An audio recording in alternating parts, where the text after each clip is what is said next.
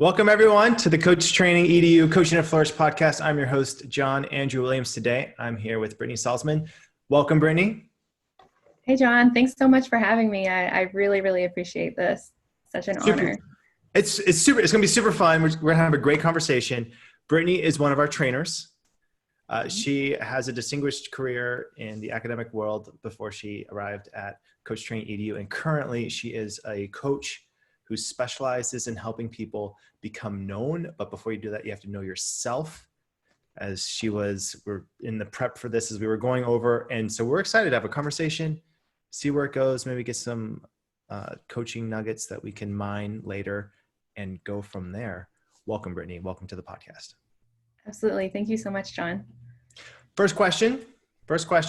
How is it going now? Like how are you doing? What's most interesting in your world? Present tense. Yeah. Everything is going really, really well. I am kind of currently in a space of shelter, of course, as all of us are. But one of the things about my business that I knew that I wanted to do from the beginning was work virtually and work remotely. And so I'm very, very fortunate in the fact that in that sense, I really have not been impacted in terms of clients or my ability to connect with my clients and things like that. And so in general, things are going well. Yeah. Congrats. It's a thing to be pandemic proof in this kind of situation. Absolutely. Right? All right, let's just jump in. You're telling me briefly about your the focus of your coaching practice.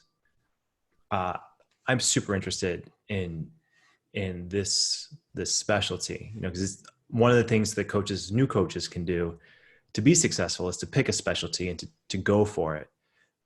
It could either be a target audience or an idea. Yours is an idea. I love it.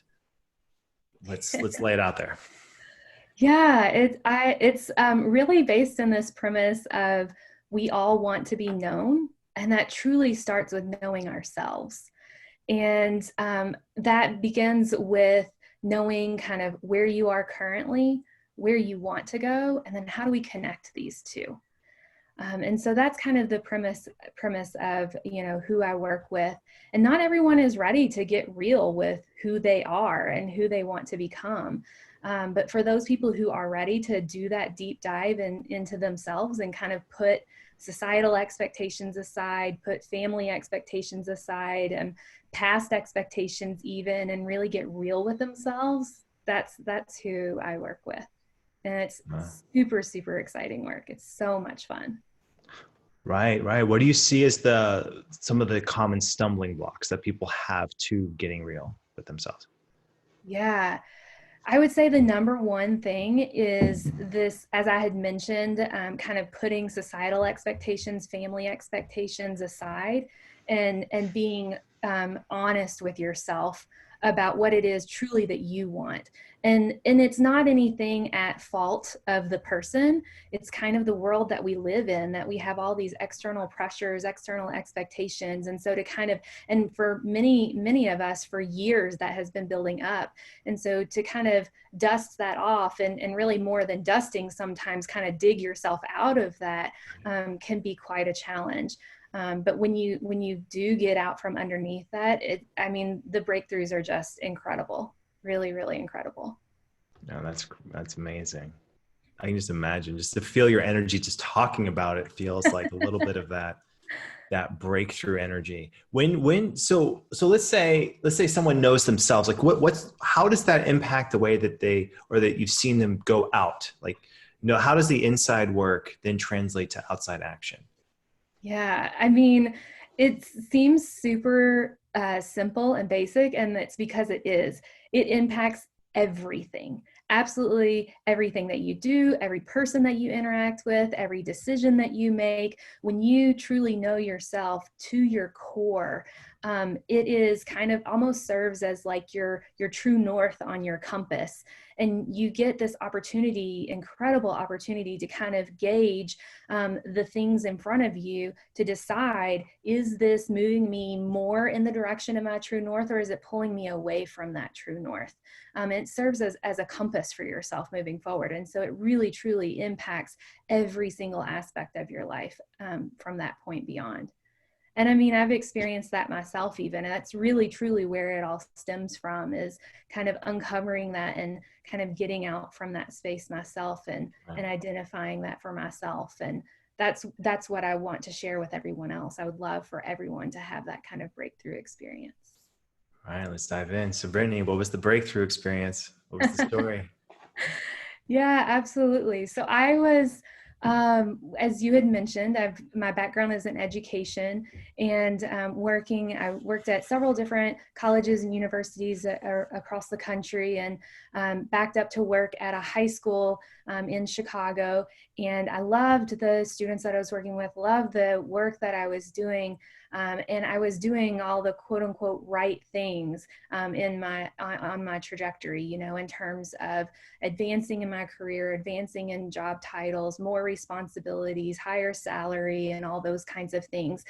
And, you know, I'm checking all of those boxes, and but there was still something inside of me. It was very, very quiet, and I was really good at stifling it and making it shut up. But it was still there, that itch and that desire for more. I just didn't know what that more was.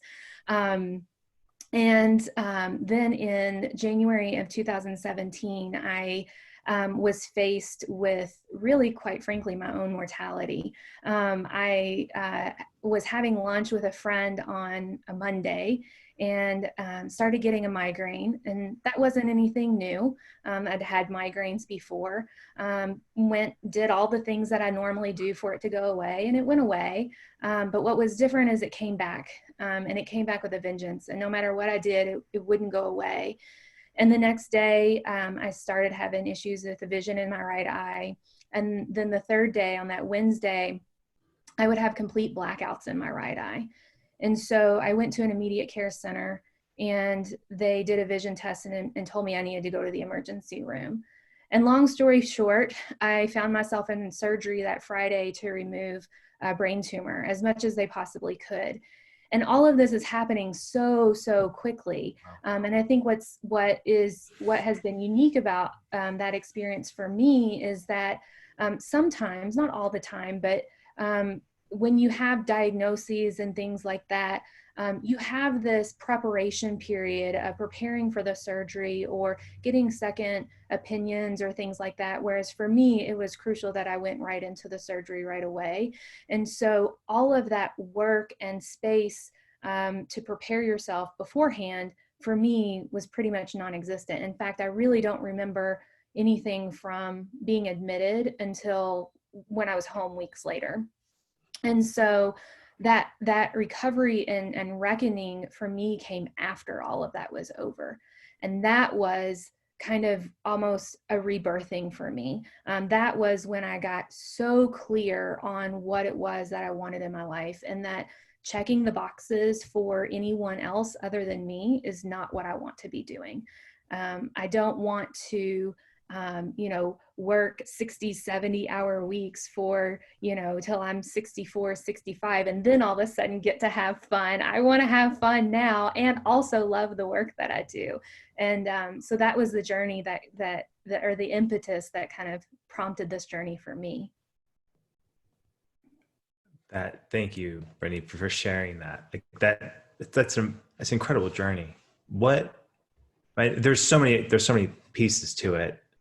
What was it like looking back, 2 or 3 months after the whole experience, and you got that clarity? What was the thing that you wish everyone knew?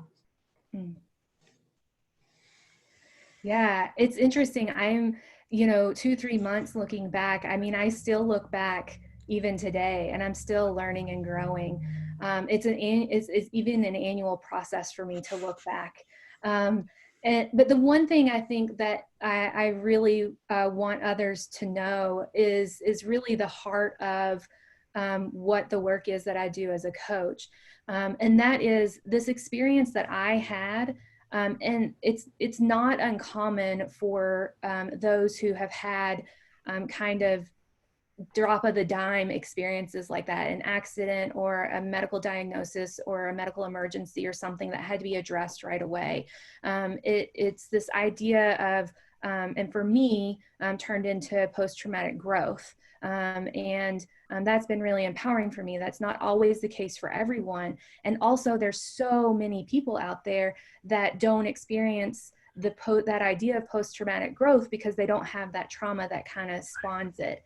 And so that's the piece that I would love, for everyone to have without that traumatic experience, that growth and that exponential, just knowing yourself and how you enter this world and the space that you utilize.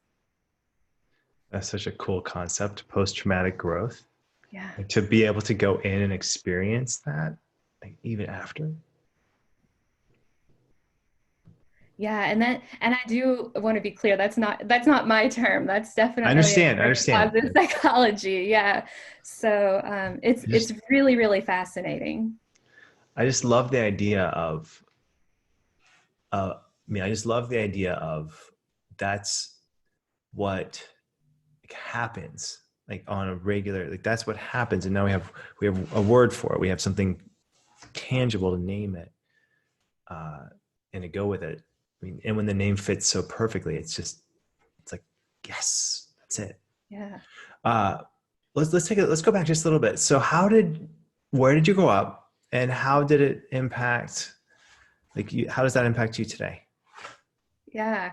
So I grew up in a very small town in Kentucky. It's known as the bourbon capital of the world. So if you've had any kind of bourbon, most likely it's come from the county that I grew up in. And I lived there until college. Even when I went for undergrad, I still stayed in Kentucky in that general area. It wasn't until grad school that I moved out of Kentucky and really moved away and have not moved back to Kentucky. And that's not anything against Kentucky or anything against my growing up experience or anything like that. I just very quickly learned how vast and amazing this world is, and I just very quickly got the itch to visit every corner of this world and just learn as much as I possibly could.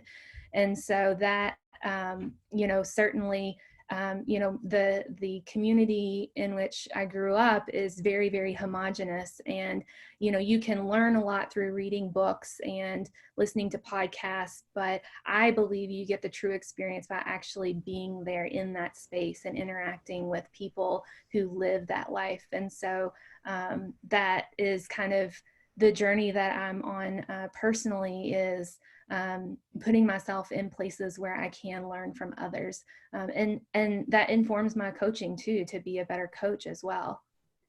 Right. You're currently on the road now, or we're planning to be on the road, right? Yes, I was. Yes. Yeah, I had just, at the beginning of January, I purchased a van and spent about a month and a half with my dad. Actually, I'm so grateful I had his help in building it out, and spent about 3 weeks on the road before everything started closing down. And so that's been put on hold. But it's interesting. It's very similar to how I came out of my surgery, that I think, I had the option in both of these places of letting this bring me down and letting it stop me and letting it be disappointing. But instead, I've chosen to look at it very differently, as a growth opportunity and a learning opportunity. And okay, what can I learn from this? What is this teaching me right now? And that's, I have a lot of family and friends who are asking, oh my gosh, I feel so bad, that you spend all this time building out this van and now all of a sudden you don't get to go anywhere. And I'm like, I don't feel bad at all. Like, it's still going to happen. It's just a little delayed, so I'm still eager to, of course, to get out on the road, but I know that this is the right thing for right now. And it's opened up some other opportunities for me as well. So it really truly is about, the perspective and that shift internally.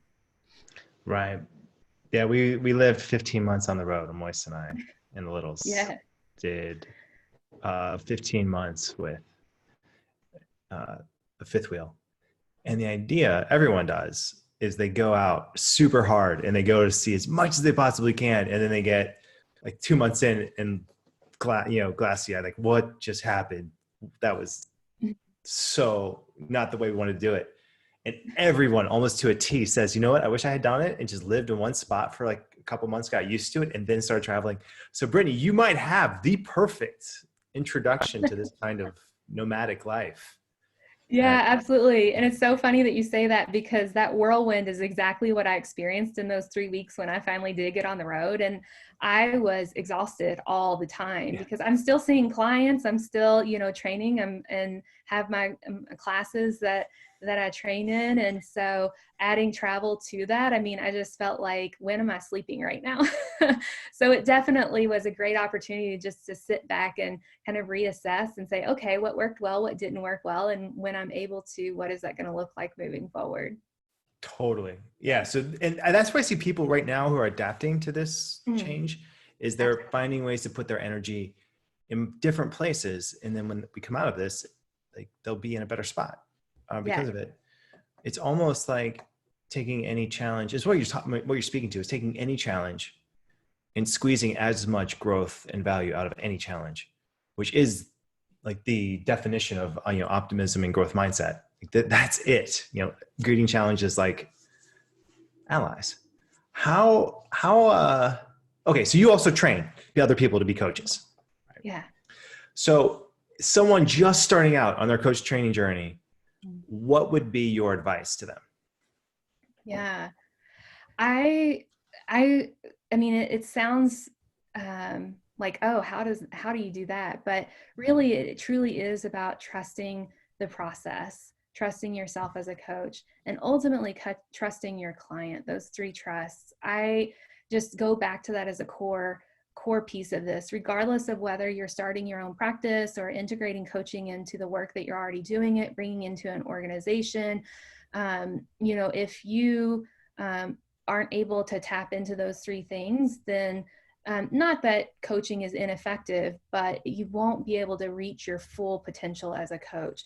And really, I remember, John, in the 2.0 course, when we got to the silliness and humor chapter and trying to break the coaching session. I mean, that was a whole new level for me. And really trusting the process, trusting myself, trusting the client, and really freeing in terms of like, no, this is a sandbox and a playground for my clients, but it's also a playground for me as the coach too. And we're in this together. We're in this playground together, just exploring and seeing, what we could find, what we can learn.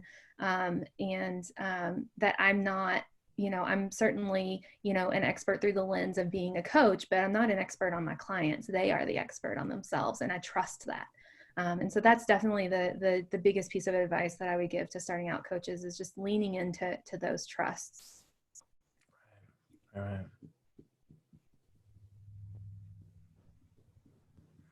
What's your favorite coach training exercise from the 1.0? Oh my goodness. Absolutely, without a doubt, it's future self. And I would say combined with inner critic. And a lot of that is because of how I've used that with my clients. Just both of them are really, really powerful individually. And when you combine them, insane the levels that clients go to. A lot of the clients that I work with right now are high school and college students. And so we do an inner critic, do the inner critic activity. And of course we personify our inner critic, and then they actually craft that inner critic, whether it's, one of the nonprofits that I work with, Ignition Community Glass, is a glass blowing studio.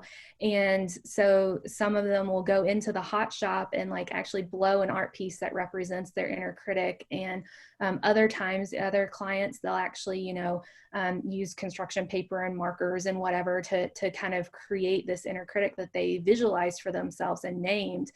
And then they, for those students in the glass shop, they take it outside and they smash it. And or for cheers to smashing yeah, inner critics. Yeah. yeah, absolutely. Or for the clients who are not in that hot shop, they cut it up. We kind of, and then we take those pieces and we do future self, and we get to name our future self. And for those students at the glass studio, they take those pieces from the inner critic, take it down to the fuse shop, and fuse them together into something else that represents the future self. And conversely, for those clients, otherwise, they take those pieces of paper and recreate them, tape them, glue them, however they want, into something else that represents their future self. And it's just that certainly the activities and the visualization and the personification is really, really powerful. That added piece of actually holding it in their hands is really, really awesome. And the insight. So cool. That is so cool. That is like one of the coolest. Cheers to that exercise. That front to finish. Wow. Wow. Yeah, it's really awesome. I really love doing those. Oh, I feel the emotion of, these are the kinds of conversations that change the trajectory of someone's life. And absolutely. It's not like just, teenagers, adults, everybody, any kind of coaching conversation, people have an opportunity to get into these kinds of concepts. It's amazing, what happens. And in one hand, it can be so simple, yet so profound. Wow. All right. So Brittany, thank you. This is great. Let's do some, there's some Q&A. So if you have a question, please use the Q&A. This is on the Coach Training EDU blog as well. So if you have further questions for Brittany, and if you want to see her upcoming programs, things like that, please check out the Coach Training EDU blog. There will be links. All right, I have a couple more for you. Let's dive in. Okay, so when you first heard about life coaching, what was your honest first reaction? I'm laughing because it's actually, when I was in education, still working at the university level, I had a few colleagues and even a few students who had mentioned to me on a few occasions that you should really look into becoming a coach. But I brushed it off for a couple reasons. One, at the time, I thought I really loved what I was doing and like that's what I was going to do. So there was no, I wasn't really super open to looking at anything else. But two, my idea of a coach was like totally off point. Like I was like, it's woo woo, it's touchy feel, it's getting true with your feelings, and like we're crying and we're, this a very like spiritual component even, and like I had like put it in a category of its own, and that I'm very, very practical and logical in my own life. And so I just, certainly, thanked them for the compliment and the suggestion, and kind of kept on my path. And so it wasn't until after my own experience with my brain tumor that I kind of started thinking like this education thing, like I love it and I love working with students, but the capacity that I'm working in right now is not sustainable long term. So what else is out there? And I spent a long time kind of diving into that and what that would be. And it actually turned out that I went and got my own career coach first. And I got about 3 or 4 sessions into that relationship. And I thought, this is what I've been doing all along with my students. Like, wait a second here. And so that's when I really started thinking like, maybe this is something that I could look into. And like, this is probably not what my perception or what my assumptions have been all along. And so I started kind of looking to see what programs were out there and stumbled upon Coach Training EDU and specifically the academic focus. And that's when the light bulb just like, it didn't just go off, it like caught on fire, because I was like, oh my gosh, I can combine academics with coaching. Like, this is like, I get to bring what I love about education and kind of leave the stuff that was kind of icky about it, and step into this new way of using my strengths and my skill set and those pieces that I love about education. And so I think that I'd have to go back and look. I'm sure I have the documentation for this, but I have to say it was less than a week from that first conversation to enrollment, like maybe even 2 or 3 days. Like, it happened very quickly because I was just like, wow, this is it. I knew it. So now do you break out Enya and Amethyst? Are you converted to the woo-woo of Coach, or is that so funny because yeah, I know you all did the breath workshop with Katie a few weeks ago, and I was like, oh, this is interesting. And I actually did do the breath work, and that was way out of my element, even now today. But it was fascinating. It was amazing. It was so impactful and empowering. And the music that she played, I have to say, I did create a playlist on my phone for it. So, it's interesting. There's a little woo. There's a little woo in coaching. It seeps in. The cool thing is, the cool thing happening now, I have some friends who are like doing executive coaching, like at some of the biggest companies. And they say, yeah, they're bringing in woo and talking about the energy of the meeting. Like, what are we looking at here? Like as if it's a real strategic executive thing, and she loves it. She's like, yeah. And I think what it provides a language or a vocabulary to talk about things that are sometimes really hard to capture or talk about. But I think that's what makes coaching so powerful. Yeah, it's good stuff. When you're working with a client, when do you know, when do you know that or how do you know the coaching has capture, how do you know that the coaching is working and that it's captured what it needs to capture?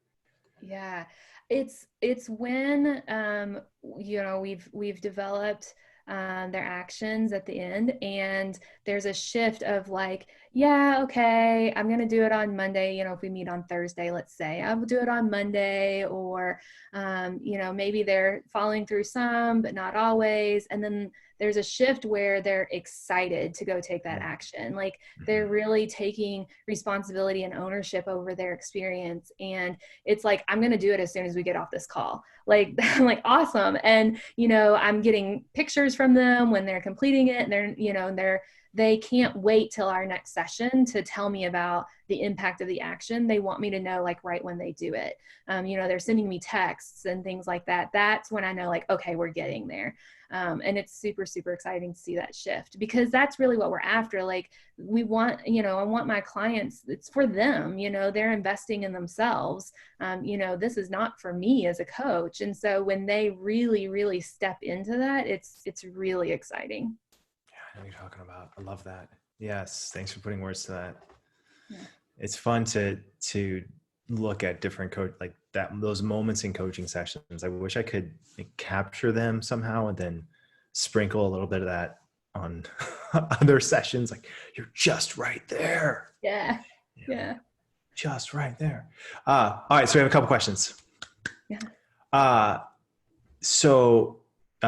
First question is from Bureau Ford.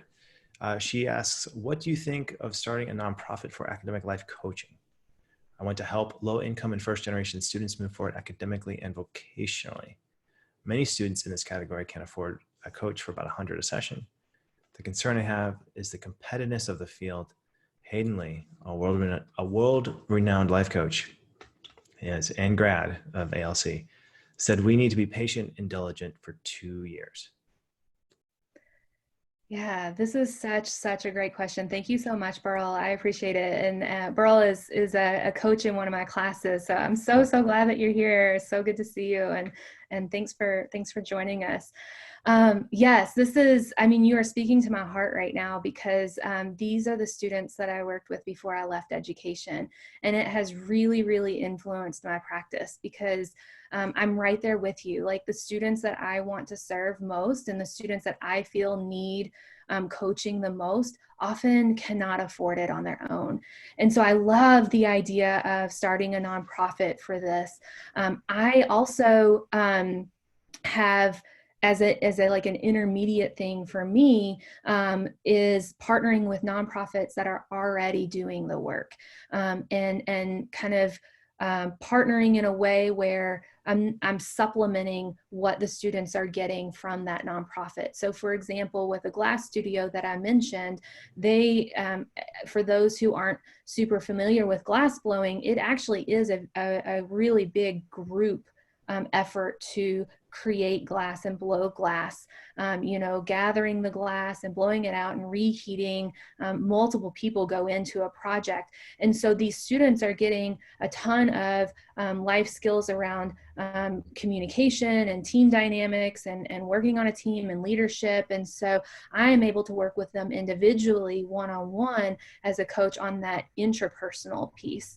And so finding nonprofits in your community that are already doing this work, where you can complement what they're doing, is definitely a really awesome kind of stepping stone to get to that place, because you can also learn about the nonprofit world that way. I've learned so much about nonprofits through this partnership, and it's been really, really incredible.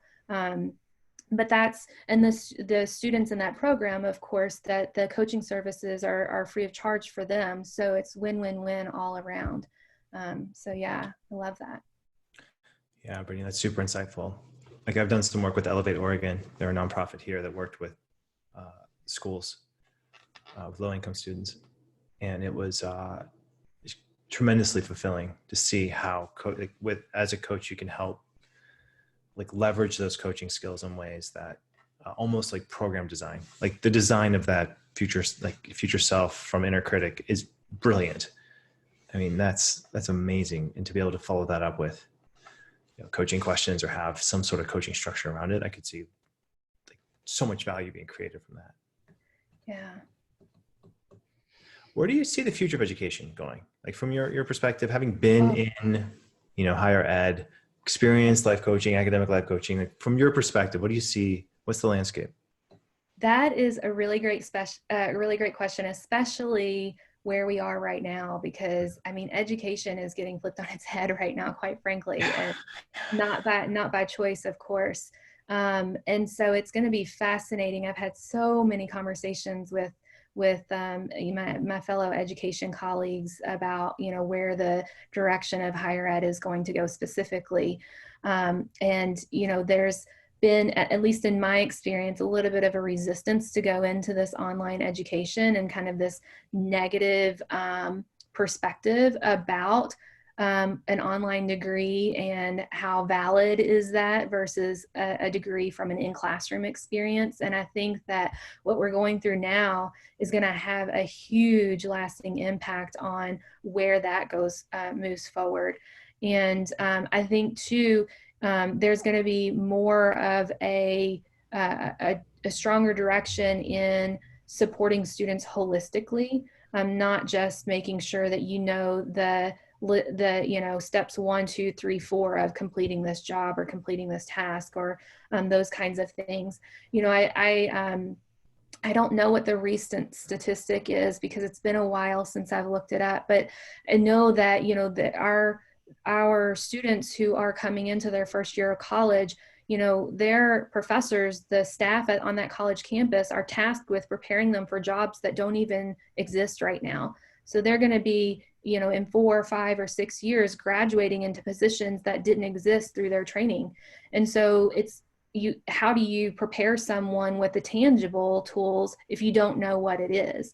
And so that's where it's going to become really important to address the holistic aspects of the student, so that they can be prepared for the unknown or the changing or what's to come.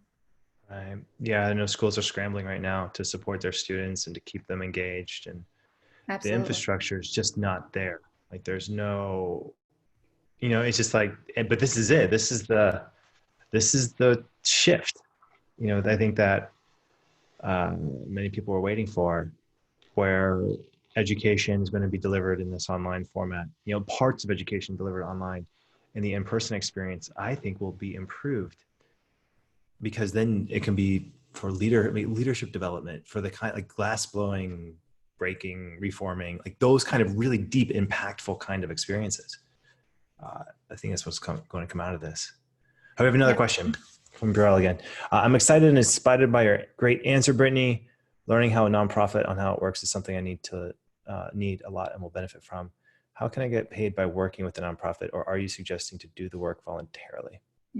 That's a really great question. So certainly, I mean, you can do it voluntarily. You can put together a package with a nonprofit. I can share with you, as far as the approach that I take with the organizations that I work with, which is I really do a deep dive into what their program is, how it exists currently, and really think strategically about how I as a coach can support what they're already doing and add value to what they're doing, not necessarily replace aspects of it.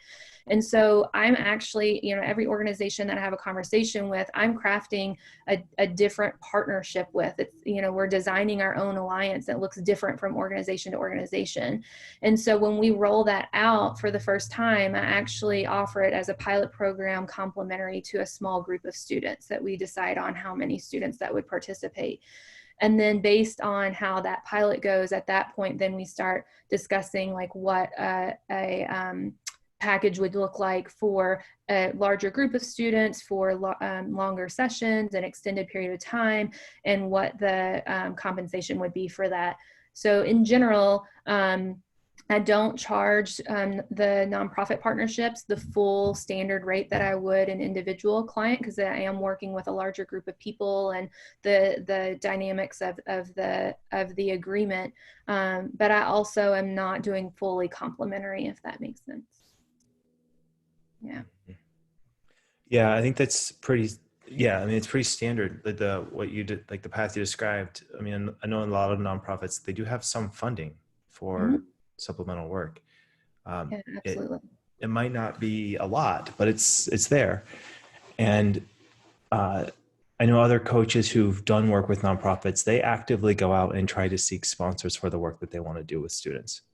And so all the money is run through the nonprofit, but it's if you can, what I've seen is if a coach can demonstrate the value of coaching, and there are studies out there are coaching studies that say if coaching happens, this is what happens. Anthony Grant from Australia is one that comes to mind. He's done a lot of work in this area. And then that's the kind of thing that they can get funding for, grants for, and then you're off and running, in this. Yeah, absolutely. Especially right now, there's a lot of funding that's available with everything going on. So absolutely. Don't be afraid to ask. And, it goes back to, like I said, kind of just the way that you design an alliance with a client, you would design an alliance with the organization as well. And so, yeah, just don't be afraid to ask. Yeah. So cool. Brittany, you're so cool. It's cool to see like this work happen, like, in the nonprofit world, in your heart to really help, move these people forward. We have a question from Marcy. What gives you strength? Oh, wow. Oh, I haven't thought about this in a long time. That's a really great question. What gives me strength? Coaching informed. I think, yeah, absolutely. It really is. I think I am, especially given everything, with my medical emergency, I get strength from everything is just temporary. And that goes both directions, whether, I'm going through, a tough spot right now, it's temporary. And also on the flip side, if it's really, really great right now, that's also temporary. So how do I capture this and leverage it to my benefit? And so I think that's where I get my strength from, is just knowing that things are going to change no matter where they are now. And I thrive in that, actually. Maybe some people are kind of reluctant to experience change and have that ever evolving piece. But for me, I love that aspect of life. And so that definitely gives me strength. I find your story so inspiring, like the whole from front to finish, this whole, there was a traumatic event and then you pivoted and used it to gain something even greater. Thank you. And that's so inspiring. We have another question here from Madison. I am a board certified music therapist and seeking my master's to work in counseling as well. I find that in this work, it can be very challenging to find your balance. I'm very inspired by the way you have turned your post-traumatic growth into something so much bigger to allow yourself to do what you love for work, as well as live the life you want to live now. How do you find your balance to meet your goals professionally and personally as well as continue along your journey, your path of personal growth? Yeah, that's such a good question. And, it's interesting. I talk about,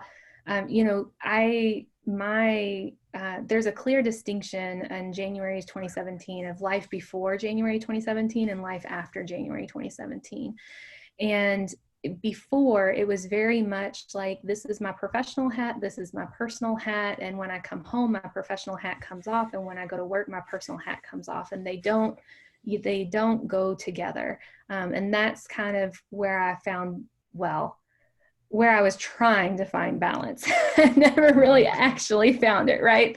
That's the way I thought it needed to be in order to find balance, was just keep everything compartmentalized from one another. And then, after January 2017, when I got such clarity about the life that I wanted to live, and the life that I wanted to live now, not 20, 30, 40 years from now, it really helped me align all the decisions that I'm making so that my life is truly integrated now. So for example, my desire to travel and, I have this van that I've built out and to be able to live on the road. When I was starting my coaching practice, I knew that full-time travel was the direction that I wanted to go. And so from day one, I only met with clients virtually. I did not meet with clients in person because I knew that I wanted to set myself up for remote work. And that's a very, very small example, but that's an example of how when you have your true north, it impacts and guides you in every little step and small decision and even big decisions along the way. And so that's where I find my balance now, is that it's not really about balance. It's that everything is integrated together. And I know that the work that I'm doing with Coach Training EDU is supporting my work within my practice, is supporting my work internally that I'm doing on myself, is supporting my travel and the desires that I have to see every country in the world. And all of that gets brought back into who I am as a trainer and who I am as a coach too. So they all go together and in this synergy rather than in balance. Right. It's like, instead of seeking balance, seek integration in some ways. Yeah. Right? Yeah, absolutely. So now you're a coach actively living in a van. Is your van parked by a river? Is it parked not currently. Okay, but it will be. It will be. It will be, and it has been. Excellent. So you're just a coach living in a van down by the river. Yeah. Are we expecting to see some sort of media from this? Like, there's got to be some sketches or something coming out of this experience? Something. Yeah, I don't know. I've gotten a lot of people who are asking, are you going to do a blog? And right. It's fun. I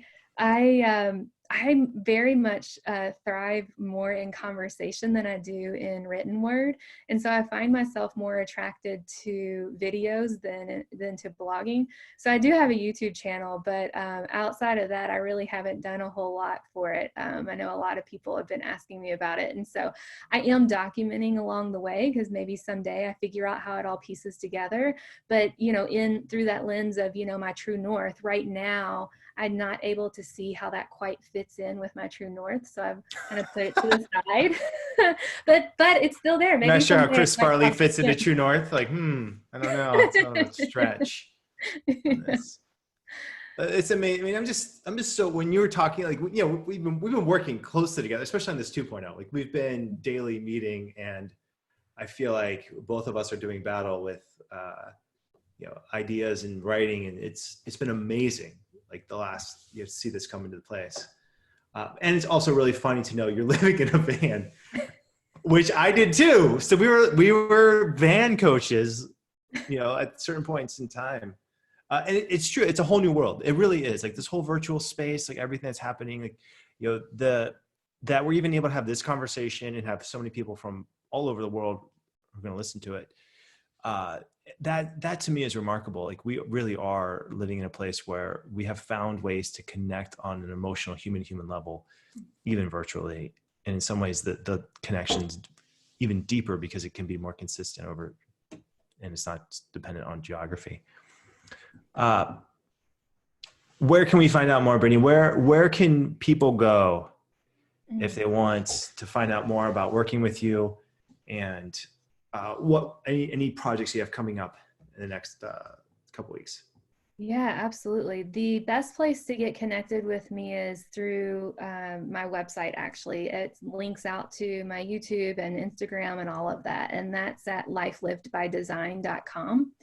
And that'll get you connected. My email address, everything is there. And then in terms of projects that I'm working on, I'm super, super excited. Unfortunately, not in the next 2 weeks. I'm not that close. But I am working on a life audit workbook. And it's really kind of taking everything that I learned on my journey and this post-traumatic growth experience that I had and crafting it into a workbook that anyone can either self-pace through, or if they want to work with me one-on-one alongside with this workbook, that we can go even deeper into that so that they can experience this level of growth without having to experience any kind of traumatic experience or something along those lines. So that's in the works. Not in the next couple of weeks though, but it is in the works and will be coming out soon. I'm really excited with where it's at. That's excellent. Thank you, Brittany. So lifelivedbydesign.com, that's her website. And there'll be more. So if you have more questions, there will be a question and answer section on the Coach Train EDU blog. Thank you, Brittany, for being here on the Coaching to Flourish podcast. And thank you everyone for being here as well and participating and your excellent questions. I appreciate that. Thank you, EDU community. And I will, I'll see you next Tuesday. Bye, everyone. Thanks.